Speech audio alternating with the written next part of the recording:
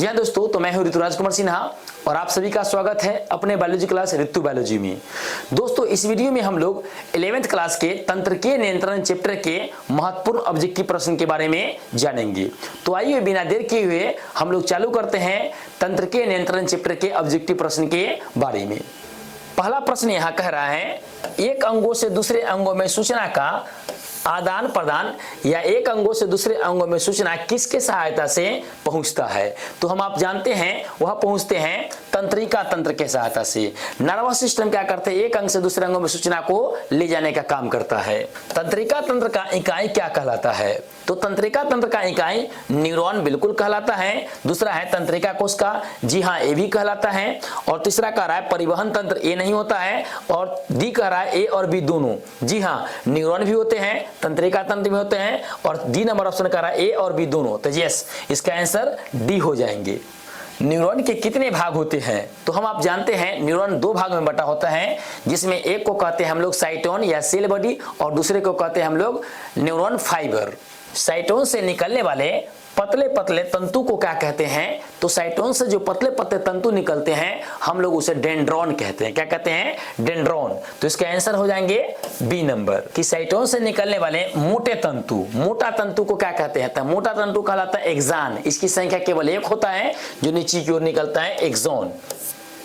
कि श्वान कोशिका कहाँ पाई जाती है, तो हम आपको बताए थे कि श्वान कोशिका एक्सान सेल्स के बाहर पाए जाते हैं या एक्सॉन के बाहर पाए जाते हैं। तो ये क्या होते हैं, एक्सॉन में, है ना। तो एक्सॉन में क्या होते हैं, श्वान कोशिका पाए जाते हैं। कि एक्सॉन पर पाए जाने वाले मोटे परत को क्या कहते हैं। अभी भी तुरंत मैंने बताया था कि एक परत बनाता है श्वान सेल, उसे क्या कहते हैं, माइलिन शीथ। और यहाँ कह रहा है एक्सॉन के बाहर मोटा परत, तो वही मोटा परत किसका पाया जाता है, माइलिन शीथ का। इसे कौन बनाता है, तो श्वान सेल बनाता है। किसको, माइलिन शीथ को।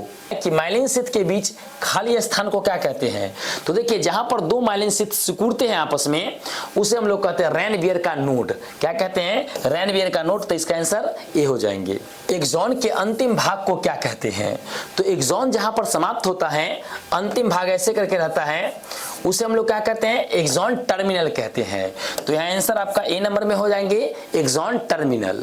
एक्सॉन टर्मिनल में उपस्थित गांठ को क्या कहते हैं, वही भाग जो एक्सॉन टर्मिनल ऐसे करके बनाए थे उसमें ऐसे से करके गांठ था, इस गांठ को क्या कहते हैं, तो इसे हम लोग सिनेप्टिक नोब कहते हैं। क्या कहते हैं, सिनेप्टिक नोब, है ना। तो इसका आंसर ए हो जाएंगे, सिनेप्टिक नोब। साइटोन के साइटोप्लाज्म में उपस्थित छोटे छोटे सेल्स को क्या कहते हैं, तो कह रहा है साइटोन सेल बॉडी में जो छोटे छोटे सेल्स पाए गए थे उसे हम लोग क्या कहते हैं, इसमें छोटे छोटे सेल्स पाए जाते हैं उसे कहते हैं निसेल्स सेल। क्या कहते हैं, निसेल्स सेल्स कहते हैं। ए नंबर इसका आंसर होते हैं। एक्सॉन में उपस्थित द्रव को क्या कहते हैं, देखिए साइटोन में उपस्थित को साइटोप्लाज्म कहते हैं, लेकिन एक्सॉन में जो पाए जाते हैं उसे कहते हैं एक्सोप्लाज्म, है ना। तो इसका पहला ही आंसर है एक्सोप्लाज्म, ए नंबर। एक न्यूरॉन से दूसरे न्यूरॉन में सूचना किसके द्वारा पहुंचता है, तो हम आप पूरे जानते हैं कि एक न्यूरॉन से दूसरे न्यूरॉन में सूचना पहुंचते हैं किसके सहायता से, वो पहुंचते हैं न्यूरोट्रांसमीटर के सहायता से। न्यूरोट्रांसमीटर का निर्माण कहीं होता है, सॉरी कहां होता है, यहां होता, कहां होता है, तो न्यूरोट्रांसमीटर का निर्माण होता है सिनेप्टिक नोब में या उसी को हिंदी में कहते हैं न्यूरोसेक्रेटरी पुटिका में। तो यहाँ क्या होगा, न्यूरोसेक्रेटरी पुटिका या इसी को क्या कहते हैं, सिनेप्टिक नोब कहते हैं। एक ध्रुवीय न्यूरॉन यहाँ होगा, एक ध्रुवीय न्यूरॉन कहाँ पाया जाता है, तो एक ध्रुवीय न्यूरॉन के बारे में बताए थे कि वह माँ के गर्भ में पल रहा बच्चा जो भ्रूण के रूप में होता है उसमें पाया जाता है। तो इसका आंसर ये हो जाएंगे कि द्विध्रुवीय न्यूरॉन, लड़का कई सारे मिसप्रिंट किए हैं। एक ध्रुवीय न्यूरॉन कहाँ पाए जाते हैं, तो ये द्विध्रुवीय न्यूरॉन पाए जाते हैं आपके दृष्टिपटल में। दृष्टिपटल का है मतलब आंख का जो ये है सफेद भाग, इसी में क्या होते हैं आपका द्विध्रुवीय न्यूरॉन पाए जाते हैं। कि बहुध्रुवीय न्यूरॉन कहाँ पाया जाता है ना, तो बहुध्रुवीय न्यूरॉन आपका पाया जाता है या तो मस्तिष्क कहिए या आपका स्पाइनल कॉर्ड कहिए। तो भ्रूण में नहीं पाया जाता है, दृष्टिपटल में नहीं पाया जाता है, यहाँ परमस्तिष्क दे रहा है, तो यस मस्तिष्क का ही भाग परमस्तिष्क है, तो उसमें ये पाया जाएगा। कि माइलिनेटेड तंत्रिका तंतु कहाँ पाया जाता है, माइलिनेटेड तंत्रिका तंतु कहने का मतलब जिस तंत्रिका तंतु के एक्सॉन पर माइलिन शीथ पाया जाता है उसे कहते हैं माइलिनेटेड तंत्रिका तंतु, तो वह पाए जाते हैं मेरुरज्जु में बिल्कुल, कपाल तंत्रिका में बिल्कुल, ये ठीक है दोनों। तो इसका क्या हो जाएगा आंसर सी। नॉन माइलेटेड तंतु मतलब जिस तंत्रिका के एक जोन पर माइलिन शीथ नहीं पाया जाता है उसी को क्या कहते हैं, नॉन माइलिनेटेड तंत्रिका तंतु। कहां पाया जाता है, तो वह पाया जाता है अकशेरुकी प्राणी में, मतलब जिसके पास रीढ़ का हड्डी नहीं पाए जाते हैं। तो इसका आंसर क्या हो जाएंगे ए, अकशेरुकी प्राणी। कि तंत्रिका तंत्र आवेश का उत्पत्ति किस रासायनिक पदार्थ से होता है। तंत्रिका तंत्र रासायनिक उत्पत्ति कह रहा है सोडियम, बिल्कुल यह आवेश उत्पन्न करने में मदद करता है। दूसरा है पोटेशियम, यस यह भी आवेश उत्पन्न करने में मदद करता है। और सी कह रहा है दोनों, यस तो इसका आंसर कहा जाएंगे सी नंबर। सी नंबर कहा जाएंगे मतलब सोडियम और पोटेशियम दोनों आवेश उत्पन्न करने का काम करता है। दो तंत्रिका को आपस में जोड़ता है, मतलब दो तंत्रिका को आपस में जो जोड़ता है उसे क्या कहते हैं, सिनेप्स कहते हैं। सबसे अधिक तंत्रिका तंत्र कहां पाया जाता है, मेरुदंड, मस्तिष्क, पेशी, तो नहीं, सबसे अधिक जो आपका तंत्रिका तंत्र है वो पाया जाता है मस्तिष्क में, उसके बाद पाया जाता है मेरुदंड, मेरुरज्जु में। अगला है कोशिका के एक पोलराइज अवस्था के लिए कितने एटीपी की आवश्यकता होता है। तो हम बताए हैं एक पोलराइज मतलब फैलने के लिए एक एटीपी की आवश्यकता होता है। तो इसका क्या है, एक एटीपी। एक पोलराइज अवस्था में कितना सोडियम आयन निकलता है। तो जब एक पोलराइज अवस्था आता है तो उसमें 3 सोडियम आयन क्या होते हैं, बाहर हो जाते हैं। आयन के आदान प्रदान मार्ग को क्या कहते हैं, मतलब वह मार्ग जिसकी सहायता से आयन सेल में जाता है या आता है उसी मार्ग को क्या कहते हैं। तो उसे हम लोग कहते हैं आयन मार्ग कहते हैं, बिल्कुल ठीक है। चैनल कहते हैं, उसी को अंग्रेजी में चैनल भी कहते हैं। और सी कह रहा है दोनों, तो इसका आंसर कहा जाएंगे दोनों। कि रेस्टिंग पोटेंशियल का मान कितना होता है, जब सेल पूरी तरह से रेस्ट में हो तो उसका मान कितना होता है। तो रेस्टिंग पोटेंशियल का मान -70 मिली वोल्ट होते हैं। कितने, -70 मिली वोल्ट रेस्टिंग पोटेंशियल का मान होता है। एक्शन पोटेंशियल का मान कितना होता है, तो एक्शन पोटेंशियल का मान धनावेशित होता है ना, प्लस में होता है 30 मिली वोल्ट। तो इसका आंसर डी हो जाएंगे 30 मिली वोल्ट एक्शन पोटेंशियल का मान। थ्रेशोल्ड पोटेंशियल का मान, तो थ्रेशोल्ड पोटेंशियल में क्या होता है, एक मान बढ़ जाता है। रेस्टिंग पोटेंशियल से एक मान बढ़ जाता है, 10 मान बढ़ जाता है, एक स्टेप मान। तो 70 पहले था, अब क्या हो जाएंगे 60 मिली वोल्ट, है ना। तो इसका आंसर ए नंबर में हो जाएंगे। केंद्रीय तंत्रिका तंत्र के कितने भाग होते हैं। तो हमने बताया था कि केंद्रीय तंत्रिका तंत्र 2 भाग में बंटा होता है, जिसमें एक को कहते हैं मस्तिष्क और दूसरे को कहते हैं हम लोग स्पाइनल कॉर्ड या मेरुरज्जु। तो यहाँ ऑप्शन दे रहा है सीधे 1, 2, 3, 4, तो इसका आंसर सी हो जाएंगे 2 भाग। आयन मार्ग या चैनल कितने प्रकार के होते हैं। तो देखिए आयन मार्ग या चैनल 4 प्रकार के होते हैं, है ना। क्लासरूम के क्लास में बताया गया है 4 प्रकार के होते हैं। इसका आंसर ए। विद्युतीय विभव एक न्यूरॉन से दूसरे न्यूरॉन में किसके सहायता से पहुंचता है। एक न्यूरॉन से दूसरे न्यूरॉन में विद्युतीय विभव किसकी सहायता से पहुंचता है, सिनेप्स, अगला कह रहा है साइटोन, डेंड्रॉन और केंद्रक। तो नहीं, एक न्यूरॉन से दूसरे न्यूरॉन का जैसी बात आएगा तो उसका काम होगा सिनेप्स का, जो 2 न्यूरॉन को आपस में जोड़ता है। तो इसका आंसर ए।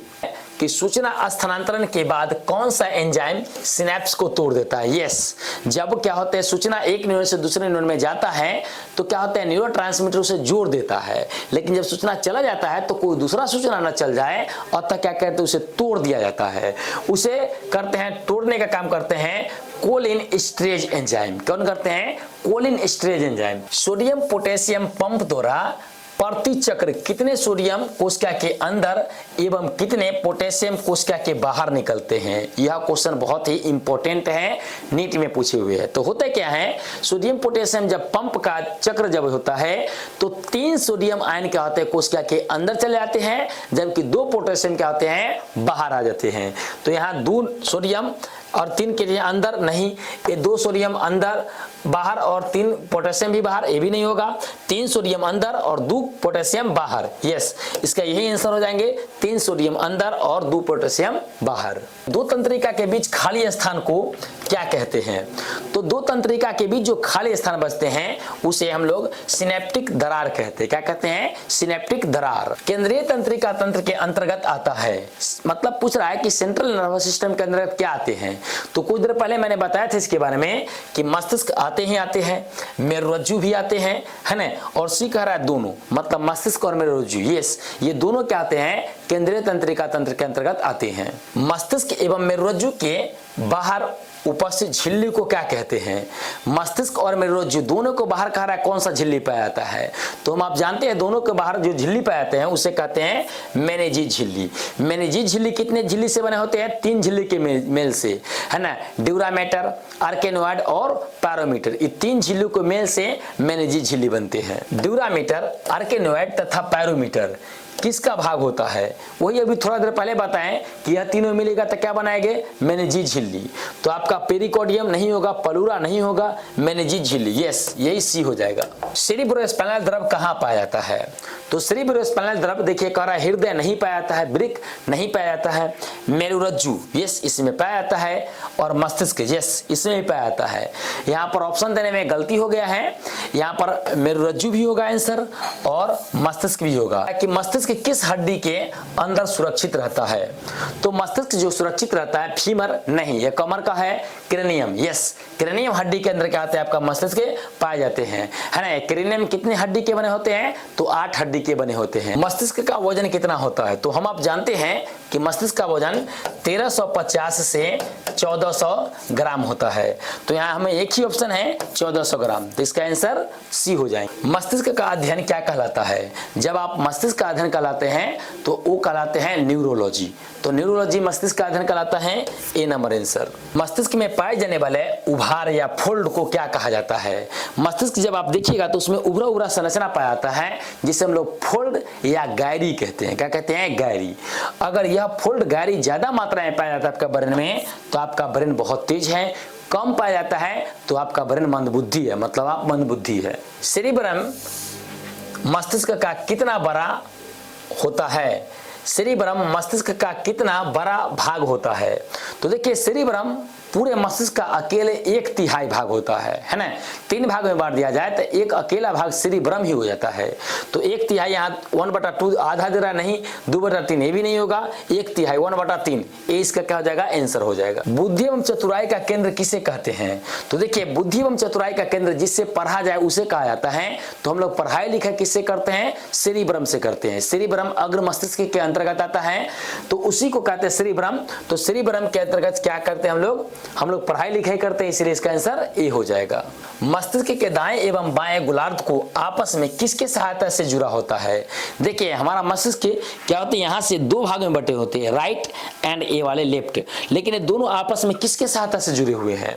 तो कार्पस कोलोसम, सेरिब्रल गोलार्ध, है ना, दोनों, और गैरी नहीं, यह जुड़ते हैं कॉर्पस कोलोसम द्वारा, है ना। मस्तिष्क का कौन सा गोलार्ध सबसे ज्यादा सक्रिय होता है? तो हम आप जानते हैं कि बायां मस्तिष्क हमारा बहुत ज्यादा एक्टिव होता है, बहुत ज्यादा काम करता है, बहुत जल्दी सोच लेता है। तो सबसे ज्यादा एक्टिव क्या हो जाएगा आपका? बाईं मस्तिष्क। मस्तिष्क में ज्यादा गैरी का होना किसका संकेत है? कुछ देर पहले बताए हैं कि अगर आपका मस्तिष्क में ज्यादा गैरी या फोल्ड है तो आपका ब्रेन क्या है? बहुत तेज है। तो ये किसका संकेत होगा? तेज का। डायेंसेफेलॉन में कौन सी ग्रंथि पाई जाती है? तो डायेंसेफेलॉन में पहला दर प्यूस नहीं पाया जाता है, हाइपोथैलेमस बिल्कुल यस से पाया जाता है, अगला दर पिनियल यहाँ ये भी पाया जाता है, और डी दे रहा है बी सी दोनों, मतलब हाइपोथैलेमस और पिनियल दोनों। तो इसका आंसर क्या हो जाएंगे? डी हो जाएंगे इसका आंसर। कि हाइपोथैलेमस के कड़े हो जाने पर मानव पर क्या प्रभाव पड़ता है? तो अगर आपका हाइपोथैलेमस कड़ा हो गया तो आप पगला जाइएगा, है ना, आप पागल हो जाइएगा। तो क्या है? तेज हो जाता है? नहीं, पागल हो जाता है, यस, ये पागल हो जाता है आदमी। कि डायेंसेफेलॉन का लचीला होने पर मानव में क्या प्रभाव पड़ता है? तो अगर आपका लचीला होगा डायेंसेफेलॉन तो क्या हो जाएगा? तेज हो जाइएगा? नहीं, ऐसा कुछ नहीं है। पागल हो जाएगा? नहीं, बिल्कुल नहीं। मंदबुद्धि हो जाएगा? नहीं, बिल्कुल नहीं। संवेदनशील हो जाएगा? तो जी। अगर आपका डायेंसेफेलॉन लचीला है तो आप बहुत ही किसी क्रिया के प्रति आप बहुत संवेदनशील रहेंगे। तो आपने देखा हम लोग तंत्रिकीय नियंत्रण चैप्टर का 50 प्रश्न देखे। इसके आगे का हम लोग क्वेश्चन को अगले वॉल्यूम 2 में लेकर आएंगे।